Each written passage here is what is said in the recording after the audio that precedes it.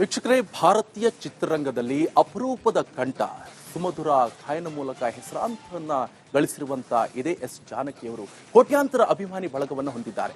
ಬಹಳ ವಿಶೇಷ ಏನಪ್ಪಾ ಅಂತ ಹೇಳಿದ್ರೆ, ಆಂಧ್ರ ಪ್ರದೇಶದಲ್ಲಿ ಹುಟ್ಟಿರುವಂತದ್ದು, ಅದು ಕೂಡ ಕರ್ನಾಟಕದ ಮೈಸೂರು ಅಂದ್ರೆ ಅವರಿಗೆ ಪಂಚಪ್ರಾಣ. ನಾನು ಮಣ್ಣಾದ್ರೆ ಮೈಸೂರಿನಲ್ಲೇ ಮಣ್ಣಾಗ್ಬೇಕಂತ ಹೇಳಿದ್ರು. ಹಾಗಾದ್ರೆ ಆಂಧ್ರ ಟು ಕರ್ನಾಟಕ ಅವಿನಾಭಾವ ಸಂಬಂಧ ಮೈಸೂರಿಗೆ ಏನಿದು? ಬಹಳ ಇಂಟ್ರೆಸ್ಟಿಂಗ್ ವಿಚಾರ ಇದೆ, ಬನ್ನಿ ನೋಡ್ಕೊಂಡು.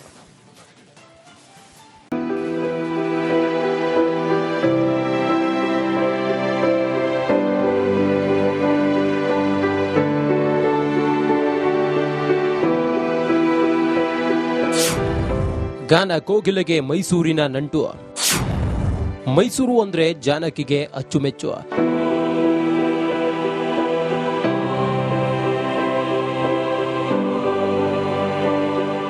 ಖ್ಯಾತ ಗಾಯಕಿ ಎಸ್ ಜಾನಕಿ ನಿಧನ ಅಪಾರ ಸಂಖ್ಯೆಯ ಅಭಿಮಾನಿಗಳನ್ನ ಕಣ್ಣೀರಾಗಿಸಿದೆ.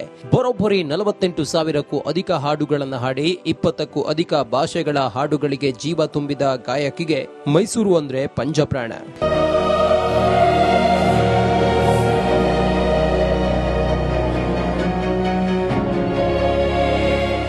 ಅರಮನೆ ನಗರಿ ಮೈಸೂರಿಗೂ ಗಾನ ಕೋಗಿಲೆ ಎಸ್ ಜಾನಕಿ ಅವರಿಗೂ ಅವಿನಾಭಾವ ನಂಟು ಬೆಳೆದಿದ್ದು 1952ರಲ್ಲಿ ಮೈಸೂರಿನಲ್ಲಿ ಸಂಗೀತ ನಿರ್ದೇಶಕ ಜಿಕೆ ವೆಂಕಟೇಶ್ ಅವರು ಆಯೋಜನೆ ಮಾಡಿದ್ದ ಸಂಗೀತ ಕಾರ್ಯಕ್ರಮದಿಂದ ಮೈಸೂರಲ್ಲಿ ಮೊದಲ ಬಾರಿಗೆ ಜಾನಕಿ ಹಾಡಿದ್ರು. ಅಲ್ಲಿಂದ ಅವರಿಗೆ ಈ ಊರಿನ ಜೊತೆಗಿನ ನಂಟು ಗಾಢವಾಗಿ ಬೆಳೆಯಿತು.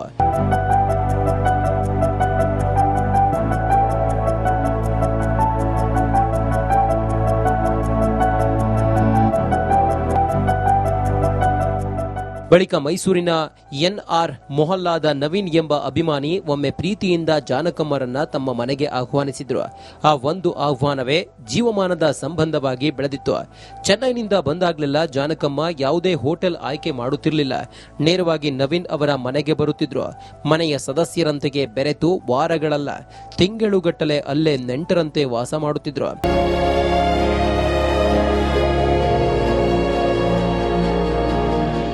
ಶತಮಾನ ಕಂಡಿರುವ ಮೈಸೂರು ವಿಶ್ವವಿದ್ಯಾಲಯ 2009 ಮಾರ್ಚ್ 7ರಂದು ನಡೆದ 89ನೇ ಘಟಿಕೋತ್ಸವದಲ್ಲಿ ಗಾಯಕಿ ಎಸ್ ಜಾನಕಿ ಅವರಿಗೆ ಗೌರವ ಡಾಕ್ಟರೇಟ್ ನೀಡಿ ಗೌರವಿಸಿತು. ಇದೇ ವೇಳೆ ಮಾತನಾಡಿದ್ದ ಜಾನಕಿ, ಮೈಸೂರು ನನಗೆ ಗೌರವ ಡಾಕ್ಟರೇಟ್ ಪ್ರದಾನ ಮಾಡಿದ್ದು ಅದು ನನ್ನ ಜೀವನದ ಅತ್ಯಂತ ವಿಶೇಷ ಕ್ಷಣಗಳಲ್ಲಿ ಒಂದಾಗಿದೆ. ಈ ಗೌರವವನ್ನು ನಾನು ಜೀವಮಾನವಿಡೀ ಸ್ಮರಿಸುತ್ತೇನೆ ಎಂದು ಹೇಳಿದರು.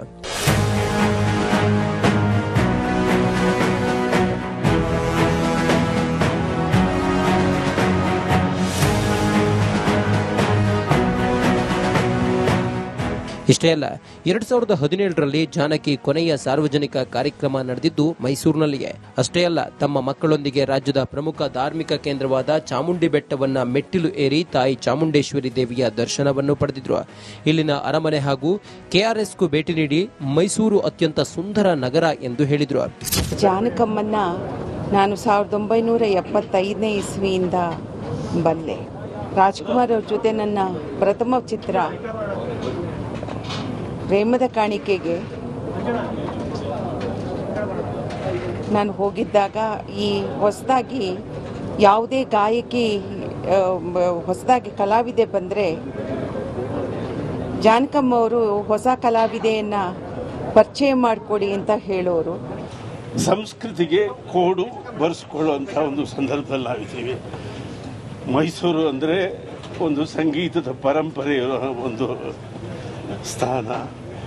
ಕರುನಾಡು ಅಂದರೆ ಹಾಡು ಮತ್ತು ಸಂಸ್ಕೃತಿಗೆ ಶ್ರೇಷ್ಠವಾದ ಜಾಗ.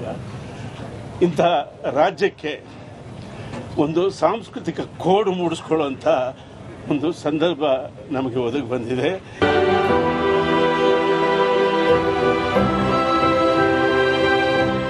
ಇನ್ನು ಮೈಸೂರಿನ ಮೇಲಿನ ಪ್ರೀತಿಯಿಂದಾಗಿ ಪಿರಿಯಾಪಟ್ಟಣದ ಮಸಣಿಕಮ್ಮ ದೇವಸ್ಥಾನದಂತಹ ಪ್ರಸಿದ್ಧ ದೇವಾಲಯಗಳಿಗೆ ಆಗಾಗ್ಗೆ ಭೇಟಿ ನೀಡಿ ಪೂಜೆ ಸಲ್ಲಿಸುತ್ತಿದ್ರು.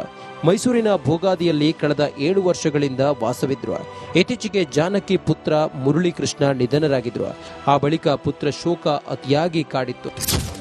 ಕುಗ್ಗೋಗ್ತಾರಲ್ವಾ ಸರ್, ಮಗ ಅಂದ್ರೆ ಮುರಳಿ ಅಣ್ಣ ಅವ್ರಿಗೆ ಅವರಿಬ್ರು ಬಂದೆ.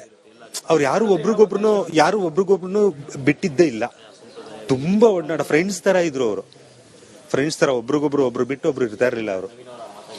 ಅವ್ರು ಹೋದ್ಮೇಲೆ ತಾಯಿ ಹೃದಯ ಅಲ್ವಾ ಸರ್ ಅದು, ತುಂಬಾ ಕುಗ್ಗೋದ್ರು ಹೇಳ್ಬೇಕಂದ್ರೆ.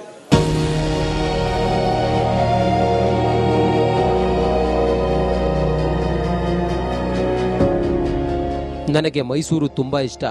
ಯಾಕೆ ಅಂತ ಗೊತ್ತಿಲ್ಲ. ಮೈಸೂರಿನ ಜೊತೆ ನನಗೆ ಜನ್ಮಾಂತರದ ಋಣವಿದೆ. ಅದಕ್ಕೆ ಈ ಊರೆಂದರೆ ನನಗೆ ತುಂಬಾ ಇಷ್ಟ. ಮೈಸೂರಿನಲ್ಲೇ ವಿಶ್ರಾಂತಿಯನ್ನ ಪಡೆಯುತ್ತೇನೆ ಎಂದಿದ್ದರಂತೆ. ನಾವೆಲ್ಲ ಇದೀವಲ್ಲ ಸರ್, ಮುಖ್ಯವಾಗಿ ನವೀನ್ ಸರ್, ನಾವೇನೇ ಹೇಳ್ಕೋಬಹುದು. ಫಸ್ಟ್ ನವೀನ್ ಕಂಡ್ರೆ ಅವ್ರಿಗೆ ತುಂಬಾ ಪ್ರೀತಿ, ಅದೇನೋ ಒಂಥರ ಅವ್ರಿಗೆ ಅವ್ನು ನೋಡಿದಾಗೆಲ್ಲ ಒಂಥರ ಮಗು ತರ ಪ್ರೀತಿ ಅವ್ರಿಗೆ. ಅವ್ರ ಜೊತೆ ನಮಗೂ ಅಷ್ಟೇ ಪ್ರೀತಿ ಮಾಡಿದ್ದಾರೆ, ಬಟ್ ಅವನಿಂದ ನಾವೆಲ್ಲ, ಹಾಗಾಗಿ ಮೈಸೂರು ಅಂದ್ರೆ ಅಷ್ಟೊಂದು ಅಟ್ಯಾಚ್ಮೆಂಟ್ ಸರ್ ಅವ್ರಿಗೆ. ಈಗ ಮೈಸೂರಿನಲ್ಲೇ ಅಂತ್ಯ ಸಂಸ್ಕಾರ ಮಾಡಿ ಅಂತಾನೂ ಕೂಡ ಹೇಳ್ಕೊಂಡಿದ್ರ ನಿಮ್ಮ ಹತ್ರ? ಸರ್ ಹೌದು, ನಾನು ಮೈಸೂರಲ್ಲಿ ಆಕ್ಚುಲಿ ಲಾಸ್ಟ್ ಟೈಮ್ ಹೈದರಾಬಾದ್ಗೆ ಹೋದಾಗ ಅವ್ರಿಗೆ ಕಾಲೆಲ್ಲ ಸ್ವಲ್ಪ ಇನ್ನೂ ಇನ್ಫೆಕ್ಷನ್ ಆಗಿತ್ತು, ಒಂದು 3-4 ಮಂತ್ಸ್ ಬ್ಯಾಕ್. ಅಲ್ಲಿ ಸೀರಿಯಸ್ ಆದ್ರೂ ಕೂಡ ಅಲ್ಲಿ ಹಠ ಮಾಡಿ ಅವರು ಅಲ್ಲೆಲ್ಲೂ ಹಾಸ್ಪಿಟಲೈಸ್ ಆಗ್ದೇನೆ ಇಲ್ಲಿಗೆ ಬಂದ್ರು. ಹಠ ಮಾಡಿ, ಇಲ್ಲ ನಾನು ಮೈಸೂರಿಗೆ ಹೊಟ್ಟೋಗ್ತೀನಿ, ಅಲ್ಲೆಲ್ಲ ನನ್ನ ಮಕ್ಕಳೆಲ್ಲ ಇದಾರೆ, ನನ್ನೆಲ್ಲ ನೋಡ್ಕೊಂತಾರೆ, ಏನೇ ವ್ಯತ್ಯಾಸ ಆದ್ರೂ ಕೂಡ ನನಗೆ ಮೈಸೂರಲ್ಲೇ ನಾನು ಇರಬೇಕು ಅಂತ ಅನ್ಕೋತೀನಿ ಅಂತ ಹೇಳಿ ಮೈಸೂರಿಗೆ ಹಠ ಮಾಡ್ಕೊಂಡು ಬಂದು ರಿಕವರ್ ಆಗಿ ಚೆನ್ನಾಗಿದ್ರು ಸರ್. ಒಂದು 2-3 ಡೇಸ್ ಇಂದ ಅಮ್ಮ ಏನೋ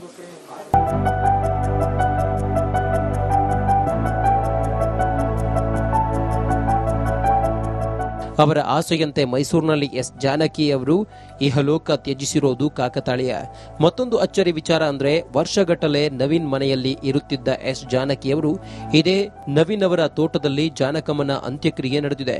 ಜಾನಕಿ ಸಂಗೀತ ಕ್ಷೇತ್ರಕ್ಕೆ ಕೊಟ್ಟ ಕೊಡುಗೆ, ಮೈಸೂರು ಪ್ರೀತಿಗಾಗಿ ಮೈಸೂರಿನ ಗದ್ದಿಗೆ ರಸ್ತೆಗೆ ಎಸ್ ಜಾನಕಿ ಅವರ ಹೆಸರಿಡಿ ಎಂದು ಸಾಕು ಮಗ ನವೀನ್ ಮನವಿ ಮಾಡಿದ್ದು, ಶಾಸಕ ಜಿಟಿ ದೇವೇಗೌಡ ನವೀನ್ ಮನವಿಯನ್ನ ಒಪ್ಪಿಕೊಂಡಿದ್ದಾರೆ. ಹೀಗೆ ಯಾವ ಋಣಾನುಬಂಧವೋ ಗೊತ್ತಿಲ್ಲ. ಜಾನಕಿ ಮೈಸೂರಿನಲ್ಲಿಯೇ ಪಂಚಭೂತಗಳಲ್ಲಿ ಲೀನರಾಗಿದ್ದಾರೆ. ಆದರೆ ಗಾನ ಕೋಗಿಲೆ ಇನ್ನು ನೆನಪು ಮಾತ್ರ.